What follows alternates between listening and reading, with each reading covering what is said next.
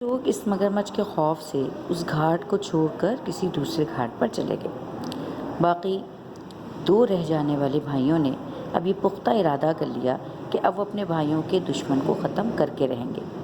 انہوں نے بڑے مضبوط رسوں سے ایک بڑا سا جال بنایا اور پھر وہ جال پانی میں ایسی جگہ لگا دیا جہاں مگرمچھ مچھیروں کا شکار کرنے آتا تھا۔ ایک بھائی نے جال لگا کر نکل ہی رہا تھا کہ مگرمچھ نے اس پر حملہ کر دیا اور وہ جال میں پھنس گیا، لیکن وہ اتنا طاقتور تھا کہ جال میں پھنسے ہونے کے باوجود بھی پانی میں اترنے والے بھائی کی ٹانگ اپنے جبڑوں میں اس نے دبا لی۔ بھائی بھی تیزی سے پانی میں جانے لگا۔ چھوٹے بھائی نے جال پکڑ کر کھینچنا چاہا تو وہ جال کے ساتھ پانی میں جانے لگا۔ تب اس نے جال کی رسی چھوڑ کر اپنی جان بچائی۔ اب 7 بھائیوں میں سب سے چھوٹا بھائی بچا، جس کا نام موڑو تھا۔ گاؤں والوں نے اس کے بڑے بھائیوں کی طرح اسے بھی سمجھایا، لیکن وہ باز نہ آیا۔ اس نے قسم کھا رکھی تھی کہ اپنے بھائیوں کے دشمن کو مارے گا اور یا پھر وہ انہی کی طرح ہلاک ہو جائے گا۔ اب وہ قصبے میں گیا اور لوہار سے فولاد کی موٹی موٹی سلاخوں کا ایک پنجرا سا بنایا، جس کا دروازہ ایک مضبوط رسے کے ذریعے کھلتا اور بند ہوتا تھا۔ اس نے ایک بکرا بھی خریدا اور دونوں چیزیں لے کر دریا کا رخ کیا۔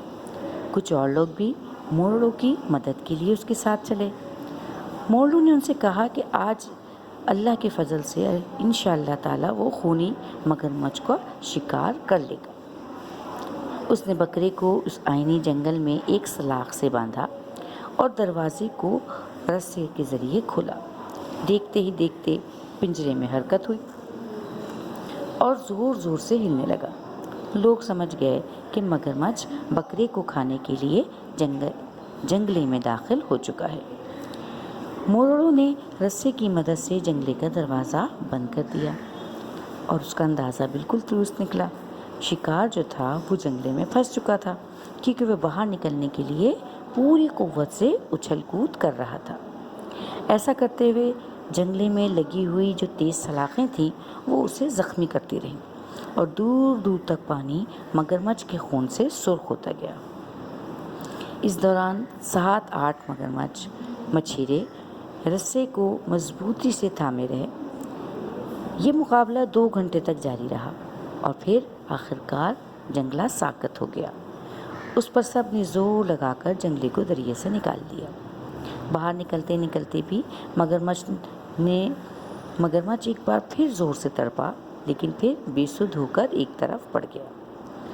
موڑو کی منصوبہ بندی آخرکار کامیاب ہوئی اور گاؤں والوں نے اسے اپنا سردار بنا لیا۔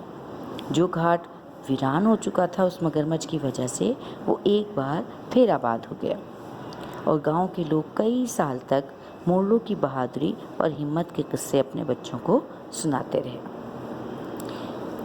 بچوں، یہ کہانی تھی موڑو اور مگرمچھ کی۔ آپ بھی اس کو اچھی طرح پڑھیے گا اور پھر اس کہانی کو آپ نے اپنے الفاظ میں اردو ادب کی کاپی پہ لکھنا ہے۔